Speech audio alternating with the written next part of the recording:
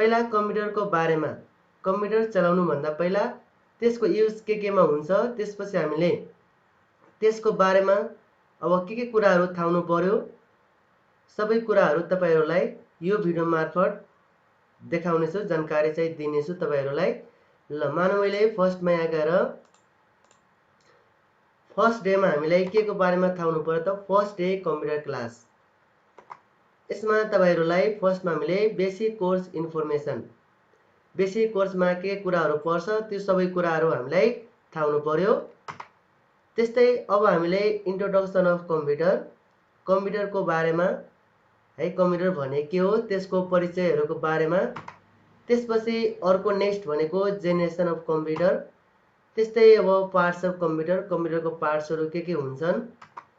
त्यस्तै अब हामीले टाइप अफ कम्प्युटर कम्प्युटरको प्रकारहरु। त्यस्तै अर्को युज अफ कम्प्युटर कम्प्युटर के कुरामा युज गर्न सक्छौं हामी। अर्को तपाईको इम्पोर्टेन्स अफ कम्प्युटर कम्प्युटरको महत्वहरु। त्यस्तै फुल फर्म अफ कम्प्युटर यो कुराहरुको बारेमा फर्स्ट डे मा हामीलाई के हुनु पर्यो थाहा हुनु पर्यो। जस्तै यहाँ गएर basic course information what are basic computer skill हैन। जस्तै यसको बारेमा हामीले जस्तै यहाँ चाहिँ मैले डेफिनेसनहरु सबै कुराहरु यहाँ छ तपाईको। जस्तै understanding the fundamental concept of computer manipulation managing computer files word processing use spreadsheet and database generating presentation त्यसपछि accessing information and more are all covered in basic computer skill classes। Basic कम्प्युटरमा तपाईहरुको फर्स्टमा हामीले कम्प्युटरको फाइलहरु computer फन्डामेन्टलको बारेमा त्यसपछि word प्रोसेसिङहरु त्यसपछि यसमा हामीले डाटा एन्ट्रीहरु देखि लिएर प्रेजेन्टेसनहरु कसरी देखाउने त्यो सबै कुराहरुको बारेमा बेसिक कोर्स अन्तर्गत पर्दछ। त्यस्तै अब सेकेन्डमा हाम्रो के छ त जस्तै अब इन्ट्रोडक्सन अफ कम्प्युटर कम्प्युटरको परिचय।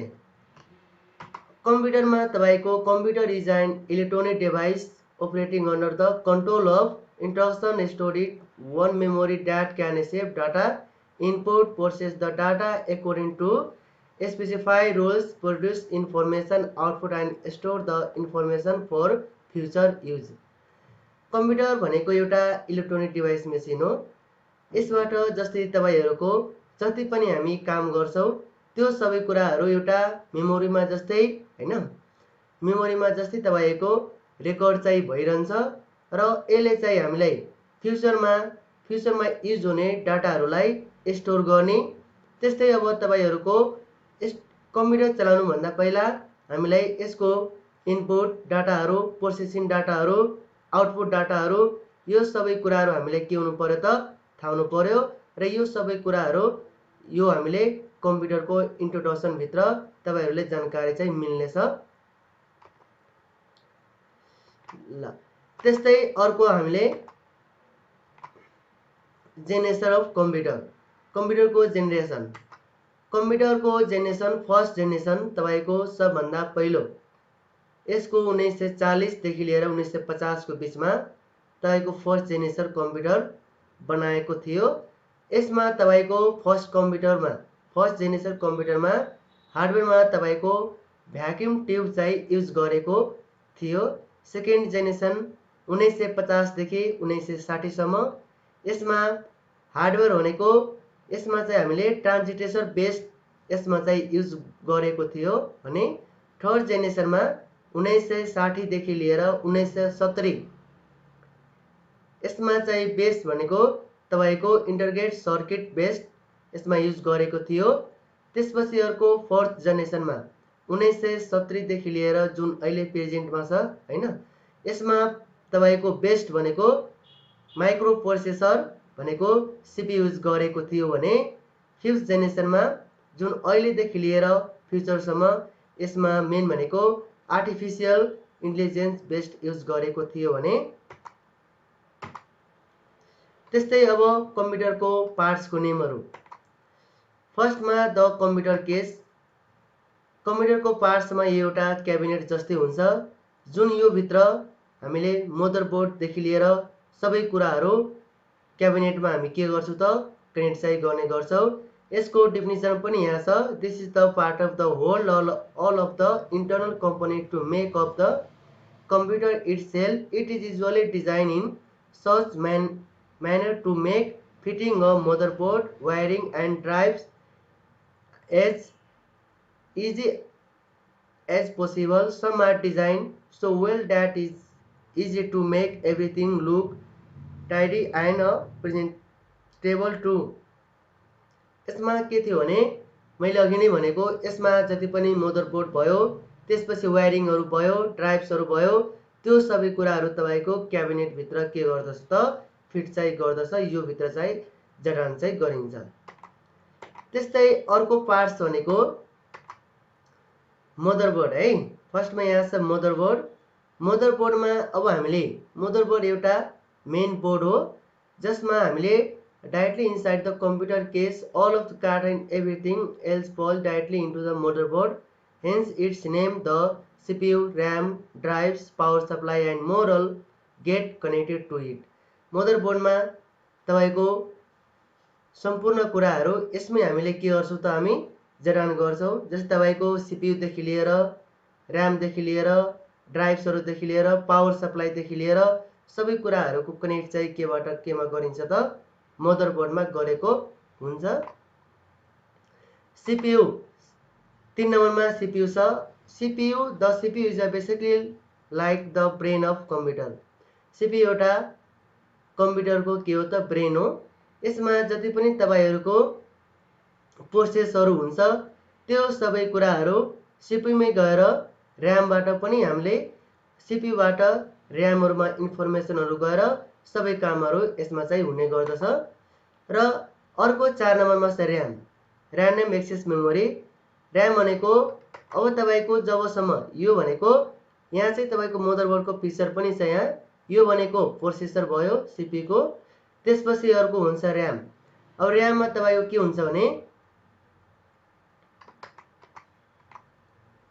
ल RAM मा तपाईको it is a data store device that can provide fast read write access.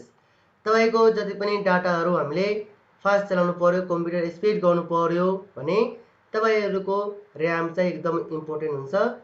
अब यसलाई जस्तै RAM also volatile which means that it loses all data stored when power lost. तपाईको जबसम्म कम्प्युटर आउँछ तबसम्म RAM ले के गर्छ डाटाहरुलाई एक्सेस गर्ने, चलाउने गर्ने, रिड गर्ने काम गर्दछ भने जब कम्प्युटर अफ हुन्छ तपाईको यो सबै डाटाहरु लस भएर जान्छ। यसले कम्प्युटरलाई स्पिड बनाउनुको साथै हैन स्पिड दिने काम गर्छ यसले। अर्को त्यस्तै 5th नम्बरमा कम्प्युटरको 5औं नम्बर पार्ट्समा ग्राफिक कार्ड। ग्राफिक कार्ड भनेको जस्तै तपाईको हामीले ग्राफिक जस्तै अब गेमिङहरु गर्नको लागि क्वालिटीहरु राम्रो गर्नको लागि तपाईको ग्राफिक कार्ड एकदम इम्पोर्टेन्ट हुन्छ। ग्राफिक कार्डले जस्तै अब डिस्प्लेहरुलाई, भिजुअल कनेक्टरहरुलाई यो सबै कुराहरु के गर्छ त ग्राफिक कार्डले चाहिँ देखाउने गर्छ। यसले क्वालिटी चाहिँ दिनुको साथै मोनिटरमा एचडी क्वालिटीहरु सबै ग्राफिक कार्ड चाहिँ भएकोमा युज गरिन्छ। त्यस्तै अर्को तपाईको साउन्ड कार्ड। साउन्ड कार्ड पनि अब हामीले ल्यापटपमा त अलरेडी साउन्ड दिएकै हुन्छ तर पनि हामीले डेस्कटपहरु किन्दाखेरि तपाईको साउन्ड कार्ड चाहिँ बाहिरबाट हुन्छ जसले साउन्डहरुलाई एकदम क्वालिटी रूपमा बाहिरबाट अडियो आउटपुट पनि दिने काम गर्छ यसले। अब त्यस्तै अर्को तपाईको यो ग्राफिक कार्डको पिक्चर भयो, त्यस्तै तपाईको यो साउन्ड कार्डको भयो र अर्को लास्टमा 7 नम्बरमा यहाँ छ हार्ड ड्राइभ भनेर। अब हार्ड डिस्क पनि एकदम कम्प्युटरको इम्पोर्टेन्ट पार्ट्स हो। यसले पनि के गर्छ तपाईहरुको जति पनि हाम्रो फ्युचरमा हुने डाटाहरु छ यो सबै स्टोरहरु हार्ड डिस्क भित्र गर्ने गर्छ जुन हामीले फ्युचर युजको लागि पनि गर्ने गर्छौं। जस्तै आएको विन्डोजहरु हाल्नु पर्यो अथवा हामीले अरु डाटाहरु सेभ गर्नु पर्यो जस्तै वर्ड, एक्सेल, पावर पोइन्टहरु अरु कामहरु गर्दाखेरि फाइलहरु सेभिङ गर्दाखेरि हामी हार्ड डिस्कमा गएर सेभ चाहिँ गर्छौं। हार्ड डिस्कले स्टोर गर्ने काम गर्छ। हार्ड डिस्कमा पनि दुईटा हुन्छ हार्ड डिस्क, एउटा हुन्छ साटा अर्को हुन्छ पाटा भनेर। अहिलेको जेनेरेसनमा प्राय साटा हार्ड डिस्क नै चल्ने गर्छ। साटा हार्ड डिस्क पाटा हार्ड डिस्क भनेको पुरानो हार्ड डिस्क हो। यसमा तपाईको यसमा डाटा अलिक कम एमबीहरूको हुन्थ्यो भने साटा अहिले जेनेरेसनमा न्यू जेनेरेसनमा यसले कम्प्युटरलाई स्पिड बढाउनुको साथै डाटाहरूलाई बिग स्टोर गर्ने काम गर्दछ। त्यस्तै तपाईको पार्ट्स अफ कम्प्युटरको 8औं पार्टमा यहाँ छ एसएसडी। हार्ड ड्राइभ भन्दा पनि एसएसडी एकदम अहिले चलेको छ। तपाईको एसएसडी पनि हार्ड डिस्क जस्तै हो। यसले पनि डाटाहरूलाई के काम गर्छ त यहाँ छ। जस्तै अब SSD also type of hard drive but it doesn't have any moving part. It is a considered bank of flash memory that hold reasonable amount of data. While SSD are increased size of all time, they are cost effective for storing large amount of data. यसले पनि के काम गर्छ त hard disk जस्तै काम गर्छ र हार्ड डिस्क भन्दा यसले कम्प्युटरलाई स्पिड धेरै बढाउने काम गर्छ। 9 नम्बरमा छ हाम्रो बुझ्नुपर्ने पावर सप्लाई। कम्प्युटर चल्नु भन्दा पहिला पावर सप्लाई भएन भने कम्प्युटर स्टार्ट हुँदैन। पावर सप्लाई भनेको जुन कम्प्युटरलाई कनेक्ट गर्ने। Power supply mount inside the computer case. This is convert the AC main supply from wall socket and supplies the correct DC voltage. एसीलाई केमा त डीसी भोल्टेजमा के गर्छ त पावर सप्लाईले कन्भर्ट गरेर कम्प्युटरलाई चलाउने काम गर्छ, पावर सप्लाई दिने काम गर्छ। Computer power supply the following voltage. यसको भोल्टेजहरू पनि धेरै अब डिफरेन्ट हुन्छ। 3.3 भोल्ट, त्यसपछि +5 भोल्ट, यो सबै हाम्रो के हो त यो तपाईको एसएसडी को पिक्चर भयो भने तपाईको यो भनेको पावर सप्लाईको पिक्चर भयो। यसरी तपाईले चिन्न चाहिँ सक्नुहुन्छ।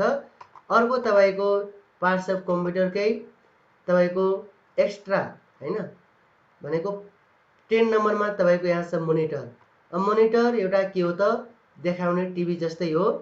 जे कुरा गर्छौं हामी त्यो सबै मोनिटरको माध्यमबाट हामीले हेर्ने गर्छौं हामी। यसमा पनि अहिले धेरै कुराहरू एलईडी एलसीडीहरुमा पनि हामीले के गर्न सक्छौं त कम्प्युटरहरु ल्यापटपहरु भिजिए केबल मार्फत अरु केबल मार्फत पनि हामी के गर्न सक्छौं त जोइन चाहिँ गर्न चाहिँ सक्छौं हामी। यस पनि अब धेरै अब कुनै चाहिँ लामो इन्च अब डिफरेन्ट टाइप्सको मोनिटरहरु मार्केटमा उपलब्ध हुने गर्दछ। त्यस्तै अर्को 11 नम्बरमा छ कीबोर्ड। हामीले अब कम्प्युटरमा काम गर्नको लागि कीबोर्ड पनि एकदम अत्यन्त जरुरी पार्ट हो। कीबोर्डले पनि के काम गर्छ भने जति पनि हामी कामहरु गर्छौं त्यो सबै कीबोर्डबाट हामीले टाइपिङ गरेर डकुमेन्टहरु बनाउने देखि लिएर सबै कामहरु केबाट गर्न सक्छौं त हामी कीबोर्डबाट गर्न चाहिँ सक्छौं। त्यसपछि 12 नम्बरमा अर्को छ माउस। अब तपाईको माउस पनि कम्प्युटरको एकदम इम्पोर्टेन्ट पार्ट हो। यसले पनि के काम गर्छ भने जस्तै कुनै बेला हामीलाई कीबोर्डबाट गर्न आएन भने माउसबाट पनि सिलेक्ट गर्ने, त्यसपछि अरु कुराहरु हैन अरु कुराहरु देखाउने हामीले सबै कामहरु केबाट गर्न सक्छौं माउसबाट गर्न सक्छौं हामी। माउस पनि वायरलेस हुन्छ र अर्को हुन्छ वायर वाला हुन्छ, दुई किसिमको हुन्छ। माउसहरु पनि डिफरेन्ट टाइपको मार्केटमा अहिले पाउने गर्दछ।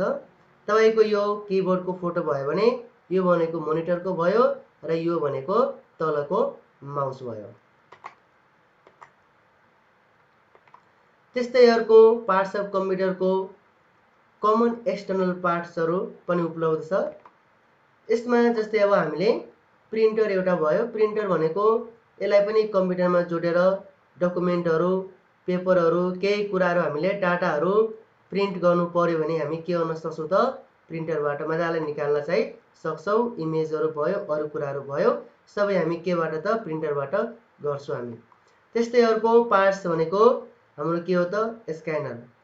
अब डकुमेन्टहरु पठाउनु पर्यो अरु ठाउँमा राम्रो क्वालिटी गरेर सेभ गर्नु पर्यो, फ्युचरमा युज हुने फोटो भयो इमेज भयो हैन यो कुराहरुलाई हामी के गर्न सक्छौं त स्क्यानिङ गरेर तपाईहरु ड्राइभ मार्फत ड्राइभमा चाहिँ मजाले हाल्न सक्छौं।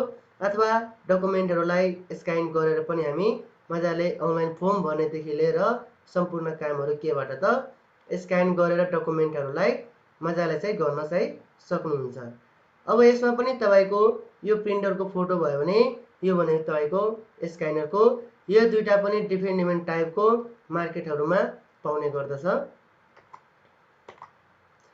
अब त्यस्तै अर्को टाइप अफ कम्प्युटर, कम्प्युटर अब धेरै टाइप्सको हुन्छ हैन। जस्तै मिनी कम्प्युटर, माइक्रो कम्प्युटर भयो, मिनी कम्प्युटर भयो, त्यसपछि पर्सनल कम्प्युटर भनेको पीसी भयो जुन हामी डेस्कटपहरु भन्छौं अहिले, त्यस्तै सुपर कम्प्युटर, त्यसपछि ल्यापटप भयो, अर्को हाम्रो ट्याब्लेट भयो। युज अफ कम्प्युटर, कम्प्युटरको युज के कुरामा गर्न सक्छौं हामी। युज अफ कम्प्युटर जस्तै एजुकेसनमा लिएर, साइन्स देखि लिएर गभर्नमेन्ट, त्यसपछि medical, banking, training, arts, entertainment, sports, धेरै कुराहरुमा, फाइनान्स देखि लिएर, ट्रान्सपोर्टेसन देखि लिएर, कम्पनीहरु देखि लिएर, बिजनेसहरुमा, घरमा, कम्युनिकेसनमा, यो सबै कुराहरुमा तपाईले के गर्न सक्छौं त कम्प्युटरको युज चाहिँ हुने गर्दछ। मजाले युज गर्न सक्छौं हामी। इम्पोर्टेन्स अफ कम्प्युटर, कम्प्युटर अब कम्प्युटरका महत्वहरु, यो जस्तै अब कम्युनिकेसन यो एउटा सञ्चारको माध्यम पनि हो। यसमा हामी गेमहरु, प्लेइङ गेमहरु, शपिङ फ्रम योर होम, होमबाट पनि हामी के गर्न सक्छौं, घरबाट पनि अनलाइन शपिङहरु मजाले गर्न सक्छौं हामी। Playing game, listening music, watching movies, calculation, data storing, electronic mailing, मेलहरु गर्नु पर्यो, डाटाहरु स्टोर गर्नु पर्यो, हिसाब किताब, त्यसपछि मुभीहरु हेर्नु पर्यो, म्युजिकहरु सुन्नु पर्यो, गेमहरु खेल्नु पर्यो, यो सबै कामहरु पनि हामी केबाट त कम्प्युटरको महत्वहरु यसबाट पनि हामी मजाले बुझ्न चाहिँ सक्छौं हामी। अब कम्प्युटर भन्छौं हामी, कम्प्युटरको फुल फर्म के हो त? अब कम्प्युटरको फुल फर्म सी बाट कमनली हुन्छ।